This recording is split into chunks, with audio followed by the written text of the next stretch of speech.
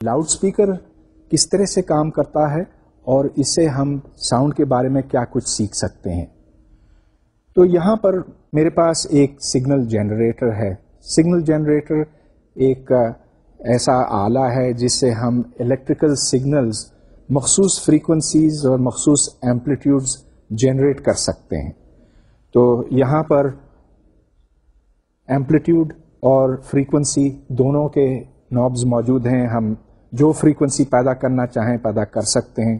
لیکن اس کے اندر جو سگنل پیدا ہوتا ہے وہ بہت کمزور ہے. اس کو ایمپلیفائی یعنی کہ بڑھانے کی ضرورت ہوتی ہے. تو اس کے لیے میں نے اس ریڈیو کا ایمپلیفائر استعمال کیا ہے. اس ریڈیو کے ایمپلیفائر سے پھر 2 تاریں نکلتی ہیں اور یہ میں لاؤڈ اسپیکر کے ساتھ جوڑوں گا. لیکن اس سے پہلے میں لاؤڈ اسپیکر کے بارے میں کچھ بتانا چاہتا ہوں. اس لاؤڈ اسپیکر کے بنیادی طور پہ 2 حصے ہوتے ہیں یا کہیے کہ 3 ہیں. ایک تو اس کا باہر کا ڈائفرام ہے. یہ کاغذ کی پلیٹ ہے, ذرا سخت قسم کا کاغذ ہے.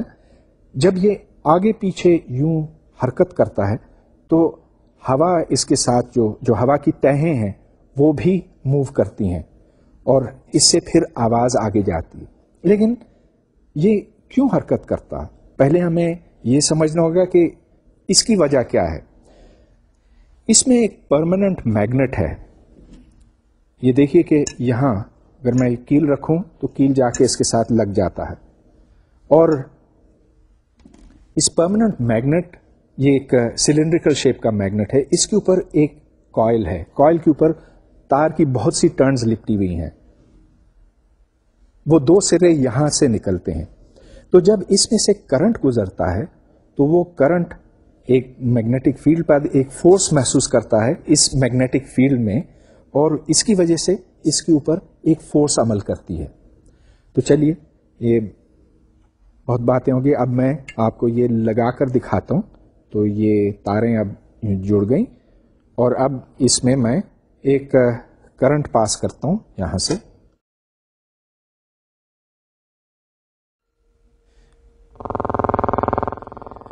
میں اس کی آواز کنٹرول کر سکتا ہوں 2 طرح سے. ایک تو اس کا ایمپلیٹیوڈ مجھے کنٹرول کرنا ہوگا. تو اب آواز میں نے بہت کم کی ہوئی ہے. اب میں بڑھاتا ہوں.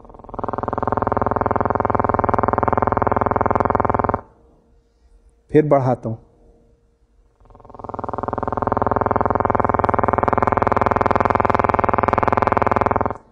اس سے ایمپلیٹیوڈ تبدیل ہوا. لیکن ایمپلیٹیوڈ کے علاوہ ہم فریکوینسی بھی کنٹرول کرتے ہیں.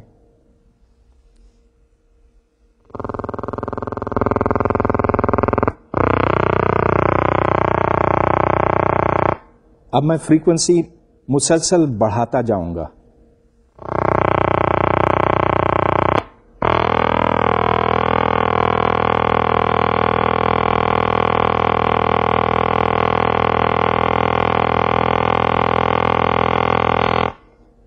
اب اور بڑھاؤں گا.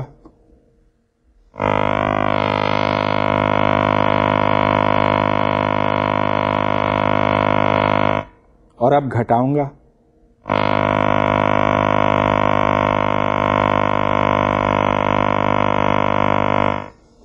اب میں اس کو کافی بڑھاؤں گا.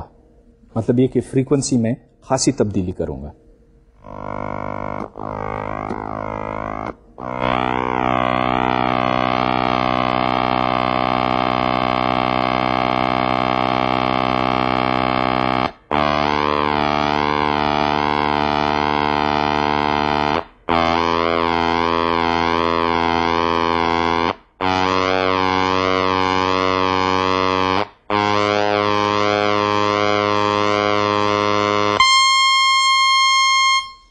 اب یہ فریکوینسی میں اگر بڑھاتا چلا جاؤں تو یہ آخر 15 کلو ہرٹز پر پہنچے گی. 15 کلو ہرٹز کے بعد یا 20 کلو ہرٹز کے بعد ہم سن نہیں سکتے. بہرحال اس کو تھوڑا سا اور پہنچاتا ہوں آگے.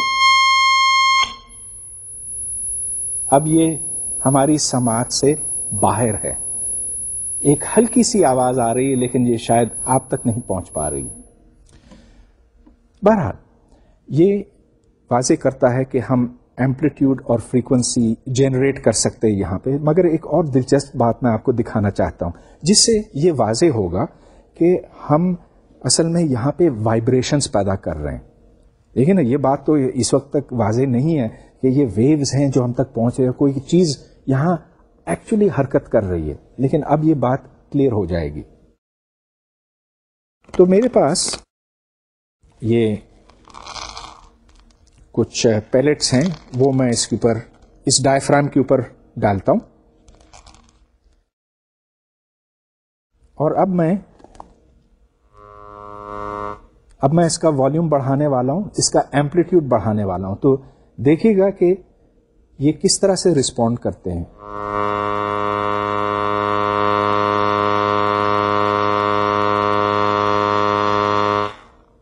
اگر میں فریکوینسی بڑھاؤں تو پھر رسپانس مختلف ہوگا.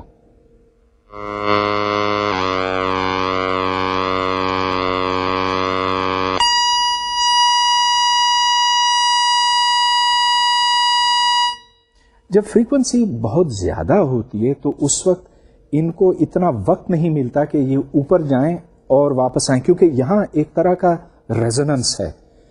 یہ اس وقت سب سے زیادہ رسپونڈ کریں گے جب اسپیکر اوپر اور نیچے ٹھیک اس وقت اتنا وقت لگاتا ہے کہ جتنا وقت اس کو اوپر اور نیچے جانے میں لگتا ہے. مطلب یہ کہ جب پیلٹ کی ریزوننس فریکوینسی اور ڈائفرام کی فریکوینسی برابر ہوں گے تب یہ سب سے زیادہ اچھلے گا.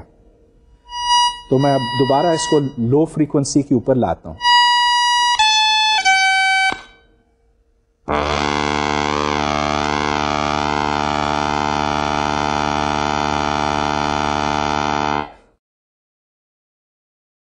میرا خیال ہے یہ بات بہت اچھی طرح سے واضح ہو گئی کہ ساؤنڈ از وائبریشن.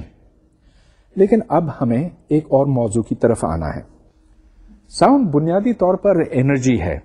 ویوز میں انرجی ہوتی ہے جو ایک جگہ سے دوسری جگہ تک پہنچتی ہیں. تو اب سوال یہ پیدا ہوتا ہے کہ ہم اس کو کیسے میجر کریں. مطلب یہ کہ ساؤنڈ انٹینسٹی کی پیمائش کس طرح سے کی جائے.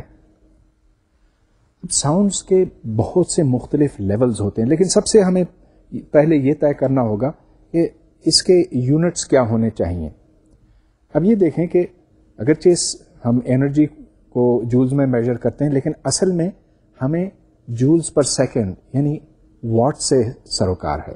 اس واسطے کہ it is the amount of energy which is reaching us at any one given time.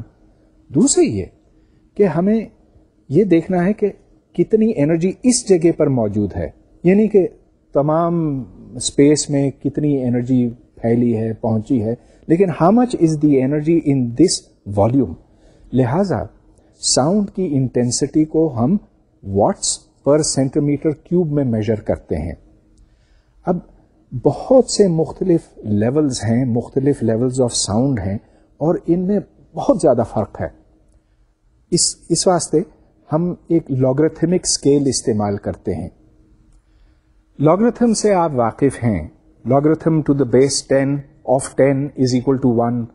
اگر 10 اسکوائرڈ کا لیں تو 2 بنتا ہے, 10 کیوب کا 3 وغیرہ, اور 10 ٹو دا پاور n کا n بنتا ہے. تو اس طرح بہت بڑے نمبرز کو ہم ان کا لاگ لے کر چھوٹا کرتے ہیں.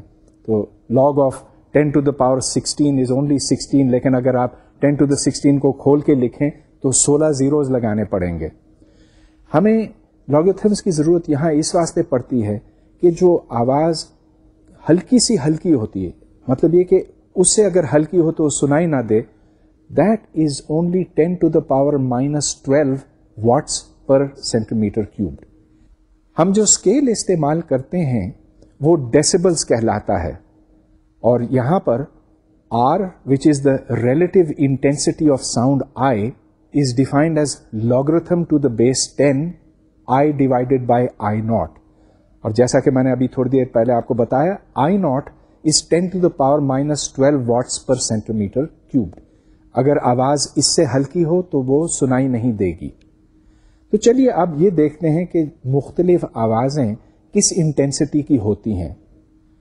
ہم 10 to the -12 کو ریفرنس کے طور پر رکھیں گے اور یہ دیکھیں گے کہ